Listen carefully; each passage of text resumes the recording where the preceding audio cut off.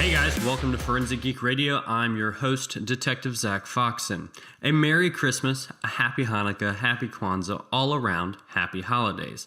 For this very special Christmas episode, we're going to answer a few aspects of the Christmas season and the Christmas spirit with science. Specifically, questions about Santa and his sleigh. With an approximate global population of about 7.5 billion on the planet, one of the biggest questions asked this time of year is, how does Santa Claus deliver all the toys and goodies in one night? Well, the first thing you have to take into consideration is the fact that he's not doing it all in just one night. With time zones, he's got 24 hours to deliver all those toys. And as pointed out by Scott Sutherland of the Weather Channel, if Santa were to cruise at an average altitude of 120 kilometers above the planet, that's almost in space orbit, and travel in north to south paths starting at the international dateline, he could make each lap in about 90 minutes. And if he started from the North Pole, went south, and then north in the next time zone over, he could reach each time zone at roughly the same local time. Or perhaps old Kris Kringle has already perfected an antimatter engine like we talked about in a few episodes prior. It would allow him to travel at nearly the speed of light.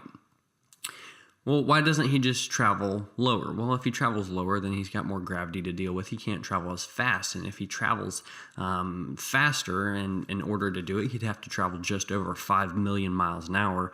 This would produce a thermal energy of 14.3 quintillion joules. Any normal person or normal deer would vaporize into plasma from that kind of thermal energy.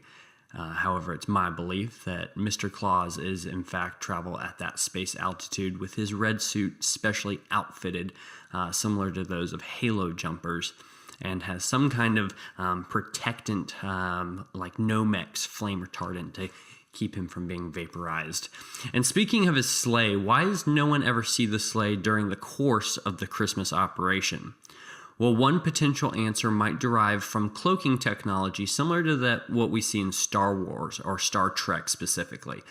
A team out at the University of Rochester announced just over a year ago that they had created a device that does exactly that, simply on a more limited scale at the moment.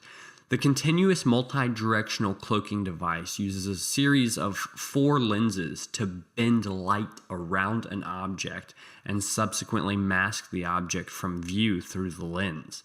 And while this technology is only just over a year old, perhaps Santa has perfected it on a larger scale and has outfitted several of these lenses on the large red sleigh.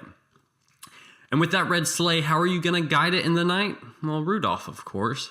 Why is it that his nose glows? Well, we actually can observe this in nature with organisms that have bioluminescence.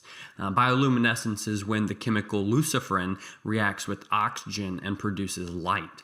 This is commonly seen with deep-sea animals that use the light to attract prey, but it can also be seen in insects like fireflies and even some plants and algae.